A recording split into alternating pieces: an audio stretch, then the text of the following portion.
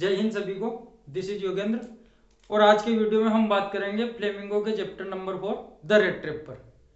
Corona की third wave के कारण फिर से विद्यालय बंद हो गए, परंतु कोई भी इस भ्रम में मत रहना कि एग्जाम नहीं होगी, जनरल प्रमोशन आपका डायरेक्ट हो जाएगा, तो ऐसा इस वर्ष होने वाला है नहीं। तो हम अपनी तैयारी घर पर भी बैठ करके निरंतर जारी रखें। तो द रेड ट्रैप पर जो हम बात करने वाले हैं, तो सबसे पहले इसके राइटर की बात कर लेते हैं। राइटर है इसके सेल्मा लेजरलोफ, एक स्वेडिश राइटर है, स्वेडिश भाषा में लिखते हैं। अब आप सबके मन में एक प्रश्न आ रहा हो, जब स्वेडिश राइटर है तो इंग्लिश में इनका क्या काम। तो अगली पंक्ति है जो इसी बात के लिए लिखी गई है कि his stories translated into many languages. उनकी कहानियां जो है कई सारी भाषाओं में ट्रांसलेट की गई है। क्यों की गई है? तो because a universal theme runs through all of his work. मतलब इनकी जो कहानियां हैं उनमें इस प्रकार की थीम होती है जो विश्व के किसी भी देश की परिस्थितियों पर लागू हो सकती है। इसलिए इनकी जो स्वेडिश भाषा में लिखी गई कहानी है उसका अंग्रेजी रूपांतरण हम पढ़ने वाले हैं, जिसकी हेडिंग है द रेड ट्रैप। अब हम चैप्टर पर डिस्कस कर लेते हैं। चैप्टर में मुख्य रूप से तीन ही पात्र है, 3 या 4 पात्र है। पहला है a man who sell red traps, यानी कि जिसके ऊपर कहानी लिखी है या जो मुख्य पात्र है कहानी का, उस पात्र का भी इस पार्ट में कोई नाम नहीं है, चैप्टर में कोई नाम नहीं है। उसको क्या कहा लेखक ने? ए मैन, एक आदमी है जो रेड ट्रैप बेचता है। उसके और भी कुछ नाम उसने प्रयुक्त किए, जैसे पेडलर, पेडलर ने घूमने वाला, वेगाबोंड है ना आवारा की तरह घूमने वाला, इस प्रकार के शब्द उसके लिए उपयोग हुए हैं, परंतु उसका कोई स्पेसिफिक नेम पूरे चैप्टर में नहीं है। तो ये व्यक्ति जो है मैन, ये क्या करता है? ये चूहेदानियाँ बेचता है। अब चूहेदानियाँ बेचता है तो चूहेदानी बनाता कैसे हैं? तो दुकानों से या किसी बड़े फर्म से ये बचे हुए सामान को मांग करके, बचे हुए तार को मांग करके उससे चूहेदानियाँ बनाता है और उसको बेचता है। परंतु इसका गुजारा उससे नहीं चलता है, इससे उसको कई बार भूखा भी रहना पड़ता है, इसलिए ये कभी कभी भीख भी मांग लेता है, बेगिंग। एंड पेटी थेवरी, यानी कि छोटी मोटी चोरियां भी ये कर लेता है। ये संसार जो है उसके प्रति कभी भी दयालु नहीं रहा है, उसकी गरीबी पर किसी व्यक्ति ने कभी दया नहीं की है। इसलिए ये क्या करता है कि जब एक बार जा रहा होता है और इसके गले में जब चूहेदानियाँ लटकी होती है तो ये उस चूहेदानी के विचार में खो जाता है और फिर सोचता है कि ये सारा संसार जो है ये भी तो एक बड़ी चूहेदानी की तरह है, और इस संसार में जो क्लोथ्स है, जो धन है, वो सब क्या है? लोगों को आकर्षित करने के लिए उस पोर्क की तरह है जो चूहेदानी में हम चूहे को आकर्षित करने के लिए रखते हैं। इस प्रकार की ये कल्पना करता है और इस संसार के बारे में इसी कल्पना करके मन ही मन खुश होता है।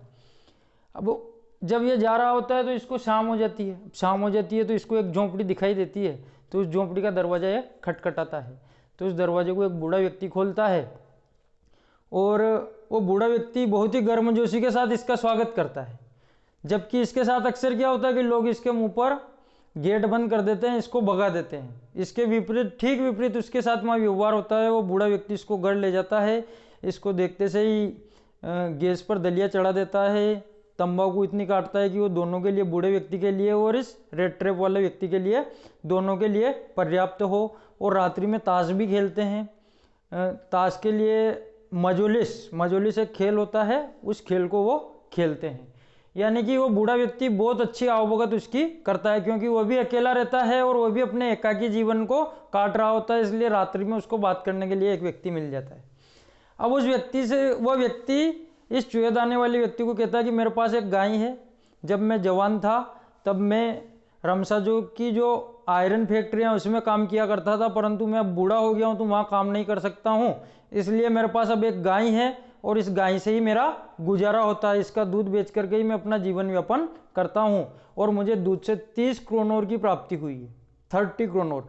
और जब वो ये बात कहता है तो जो रेड ट्रैप मैन होता है, जो वेगाबोंड होता है, जो पेडलर होता है, या जो कहानी का मुख्य पात्र होता है, उसके चेहरे के एक्सप्रेशन देख करके बूढ़े को लगता है कि अपनी बात का विश्वास नहीं कर रहा है। तो खिड़की के पास जो चमड़े की थैली लटकी हुई होती है, उस थैली को लेकर के आता है और 10-10 क्रोनोर के 3 नोट उसके सामने रख देता है और उसको दिखाता है कि 30 क्रोनोर मुझे प्राप्त हुए, और उसे उन 30 क्रोनोर को फिर से उसी बटुए में रख करके उसी खिड़की के पास वो टांग देता है।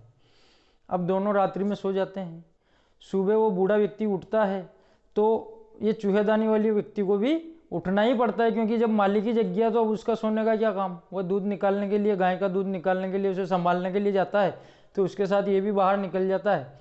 वो गेट का ताला लगाता है, चूहेदानी वाला व्यक्ति उसको गुड बाय बोलता है और वहाँ से चल देता है। अब वो बूढ़ा व्यक्ति अपना काम कर रहा होता है, चूहेदानी वाला व्यक्ति फिर थोड़ी सा आगे घूम करके फिर से वापस आता है, और जिस खिड़की पर 30 क्रोनोर वाली थैली टंगी हुई थी उस खिड़की को फोड़ करके उस थैली को उतारता है, उसमें से 30 क्रोनोर निकालता है, उस बटुए को फिर से वहीं टाकता है और 30 क्रोनोर अपने जेब में रख करके वहाँ से 9-2-11 हो लेता है।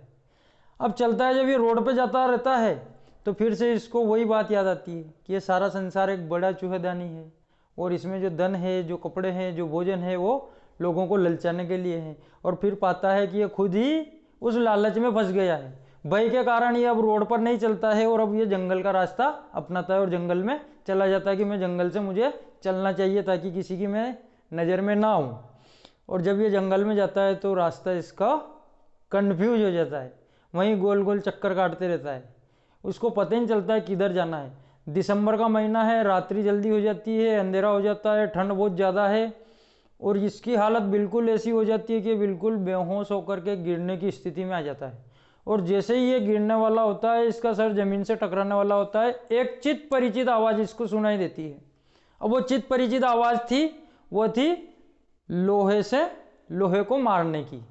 तो उसको लगता है कि यहीं पास में ही कोई लोहे की खान है, तो वहाँ से सीधा उस खान के वहाँ चला जाता है। वहाँ एक झोंपड़ी होती है, उसमें लोहार और उसका सहयोगी बैठा रहता है, अंदर आग जली हुई होती है, वो सहयोगी उसमें कोयला डालता रहता है भट्टी में और दूसरा लोहा पिघलाता रहता है। ये अंदर जाता है तो लोहार इसकी ओर कोई ध्यान नहीं देता है, क्यों? क्योंकि वहाँ अक्सर राहगीर आते रहते हैं। उससे ये परमिशन मांगता है वहाँ सोने के लिए, तो वो बिना सिर ऊपर उठाए उसको परमिट कर देता है कि तुम यहाँ रात को रह सकते हो। तो ये आग के सामने जा कर के लेट जाता है, किसी से कोई बात नहीं करता है, क्योंकि ये बात करने आया भी नहीं था, इसको केवल आराम करना था, किसी भी तरीके से रात निकालनी थी, सुबह वहाँ से निकलने वाला था। तो जो आयरन मिल का जो मालिक था वह चाहता था कि उसके क्षेत्र में अच्छा आयरन सभी को मिलता रहे, इसलिए वह सुबह शाम दोनों समय उस फैक्ट्री में चक्कर लगाने के लिए आता है।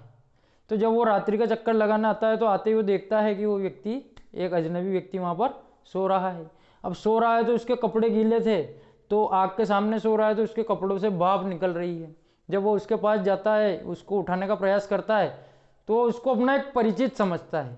सेना में उसके एक परिचित थे, वो उस नाम से उसको बुलाता है, कैप्टन स्टेन नाम से वो उसको बुलाता है और उसको अपने घर चलने के लिए कहता है, परंतु वह जाने से मना कर देता है, क्योंकि वो तो भयभीत, उसकी जेब में 30 क्रोनोर वो चुरा करके लाया, इसलिए वो उस भय के कारण उसको बार बार मना करता रहता है। वह सोचता है, जो आयरन वर्क का मालिक था, आयरन मिल का मालिक था, वह सोचता है कि अपने शायद फटे कपड़ों की वजह से मना कर रहा है। तो उससे कहता है कि तुम्हें चिंता करने की ज़रूरत नहीं है, मेरी पत्नी मर चुकी है, बच्चे सारे बाहर रहते हैं, केवल मेरी बड़ी बेटी अभी घर पर है, तुम्हें बिल्कुल भी चिंता करने की आवश्यकता नहीं है और तुम्हारे कपड़े हम सुबह बदल देंगे। परंतु उसके पश्चात भी वह जाने से मना कर देता है। थक हार करके वो आयरन मिल का जो मालिक है वो वहाँ से चला जाता है। रेड ट्रैप मैन जो होता है वो आयरन मास्टर के साथ नहीं जाता है, आयरन मास्टर के साथ जाने से बिल्कुल मना कर देता है। वो कहता है कि बस मुझे आज की रात ही रुकना है और कल मैं सुबह चला जाऊँगा। तो ये थक हार करके वहाँ से अपनी फैक्ट्री से चला जाता है। परंतु आधे घंटे पश्चात वहाँ गाड़ी रुकती है और गाड़ी से एडला विल्मेंसन, जो कि आयरन मास्टर की पुत्री होती है, वो उतरती है। उसके साथ एक नौकर रहता है और नौकर के साथ एक फर वाला कोट रहता है। वो एडला विल्मेंसन जाती है उसके पास और जब उसके सिर से मुंह पर वो टोपी रख करके सो रहा होता है तो टोपी को हटाती है, तो उसकी एक आंख खुली हुई रहती है, वो एक आंख खोल करके ही सोता है अधिकतर, तो एकदम से चौंक करके बैठ जाता है। तो एडला विल्मेंसन वही समझ जाती है कि ये व्यक्ति या तो इसने कोई चोरी की है या ये फिर जेल से भागा हुआ व्यक्ति है। यहीं पर उसको पूरा आकलन हो जाता है। परंतु फिर भी वो उसको भांप करके उसको कहती है कि वह हमारा घर चले और जब वो चाहे वहाँ से जा सकता है, जाने के लिए स्वतंत्र रहेगा। तो चूहेदानी वाला व्यक्ति उसकी बात को मान लेता है और उसके साथ चला जाता है और घर, आयरन मास्टर के घर, उसकी हवेली पर वो आ जाते हैं। सुबह नौकर उसको बढ़िया उसकी दाढ़ी वाड़ी बना करके, शेविंग कर करके, उसकी कटिंग बना करके, उसको नए कपड़े बिल्कुल एक बाबूजी की तरह उसको बना देता है, एकदम कंप्लीट मैन की तरह। जब वो सामने आयरन मास्टर का आता है तो आयरन मास्टर आश्चर्यचकित रह जाता है देख करके कि मुझे इस व्यक्ति को पहचानने में भूल हो गई है, ये व्यक्ति कोई दूसरा है। अब ये आयरन मास्टर पूरा उस रेड ट्रैप मैन के ऊपर हावी हो जाता है, हावी हो जाता है, यानी कि उसको डांटने लगता है कि तुम चोर हो, तुम यहाँ कैसे आ गए भाई, जब मैंने कहा तुम्हें मना करना था। तो आयरन मास्टर वो रेड ट्रैप मैन कहता है कि मैंने तुम्हें कल भी कहा था कि मुझे केवल एक रात बितानी है, मैं सुबह यहाँ से चला जाऊंगा, परंतु अब तुम गुस्सा हो रहे हो, परंतु अब तुम्हें नाराज होने की आवश्यकता नहीं है, अभी भी कुछ नहीं बिगड़ा, मैं अपने फटे कपड़े पहनूंगा, तुम्हारे कपड़े यहीं उतारूंगा और यहाँ से चला जाऊंगा। ये इतना ही कहता है तो आयरन मास्टर उसको धमकी देता है कि तुम्हारा निर्णय अब शेरिफ करेगा। अब ये शेरिफ कौन बला है? तो शेरिफ जो है ये कानून के मामलों को देखने वाला व्यक्ति है, यानी कि जैसे हमारा जज होता है किसी मामले में निर्णय करता है, वैसे ही तुम्हारा निर्णय अब शेरिफ करेगा।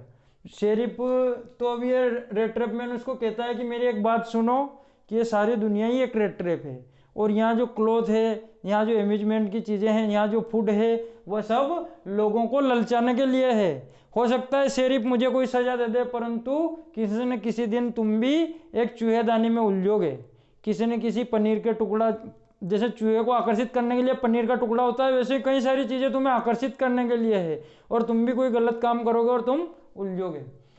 और ऐसा क्या करके जब ये आयरन मास्टर उसकी बात को समझता है, हंसता है और कहता है चलो हम शेरिफ को अलग हटा देते हैं क्रिसमस के दिन, और तुम यहाँ से जितने जल्दी हो सकते उतने जल्दी निकल जाओ।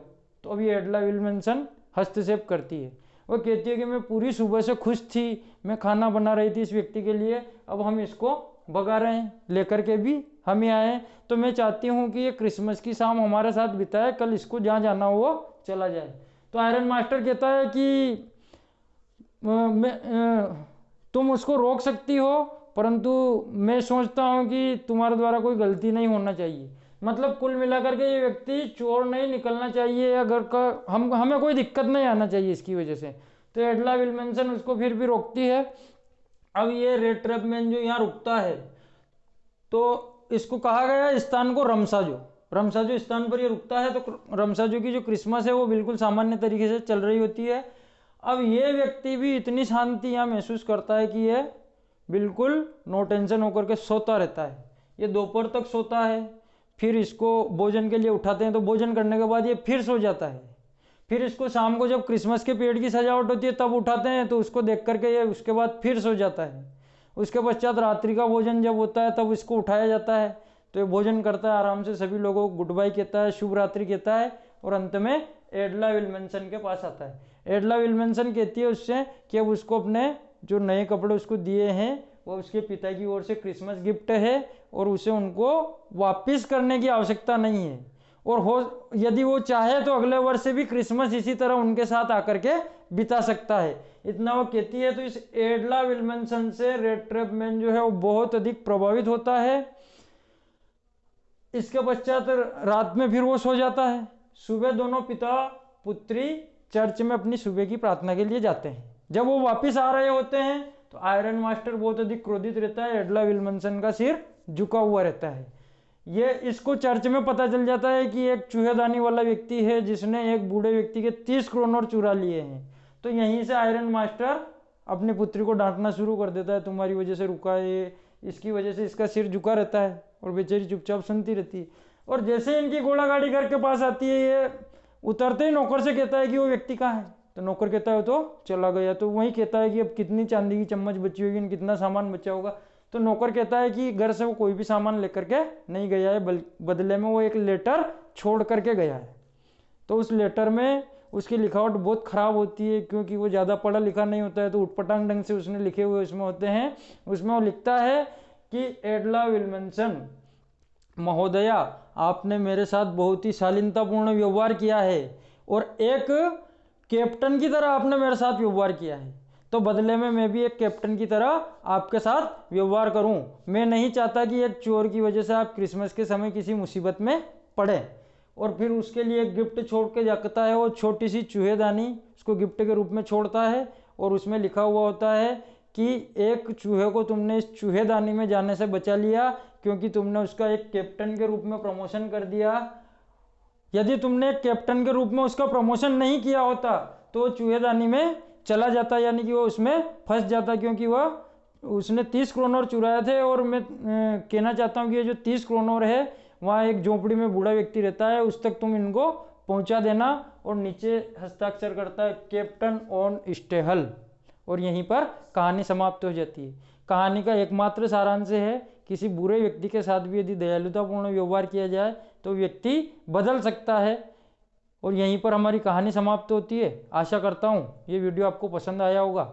यदि वीडियो पसंद आया है तो लाइक व शेयर जरूर करें। धन्यवाद। जय हिंद।